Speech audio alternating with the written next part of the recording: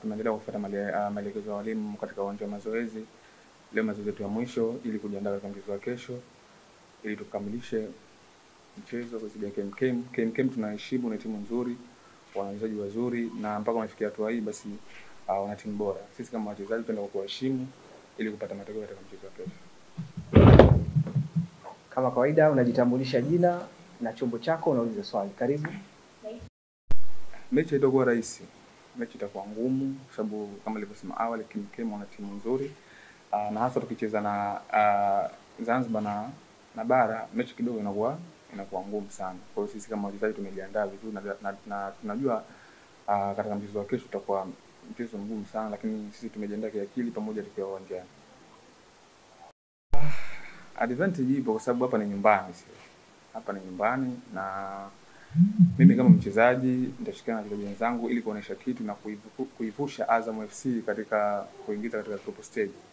Na sisi kama wachezaji tunalijua hilo na kiu yetu kubwa kwenda kuivusha Azam FC katika group stage, hakuna kitu kingine. Kwa hiyo tunataka kupata matokeo katika ardhi ya nyumbani ili kuondoka na pointi 3.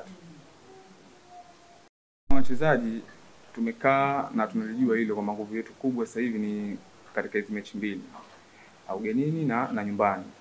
Lakini focus yetu kubwa kama wachezaji ni mchezo wa kesho, kwa sababu tunapopambana kesho kwa kupata matokeo ugenini, tunajua jinsi gani kwenda nyumbani ili kuimaliza mechi. Kwa hiyo tutaendelea kumsikiliza mwalimu ambaye anatuelekeza ili kuvuka katika hatua hii na kuweka historia katika klabu ya Azam FC kama mimi mchezaji pamoja na klabu kwa ujumla. Kwa hiyo tumejiandaa hilo. Mwalimu Benge ameongeza kitu kikubwa.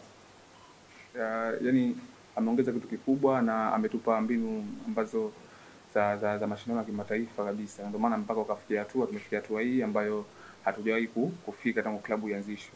Na imani kwa kupitia mazoezi ya leo tutaenda kufuata mbinu zake ili tuvuke group stage ili tuweke historia pamoja na yeye. Kwa hiyo tunafurahi na tunasikia faraja kuwa naye.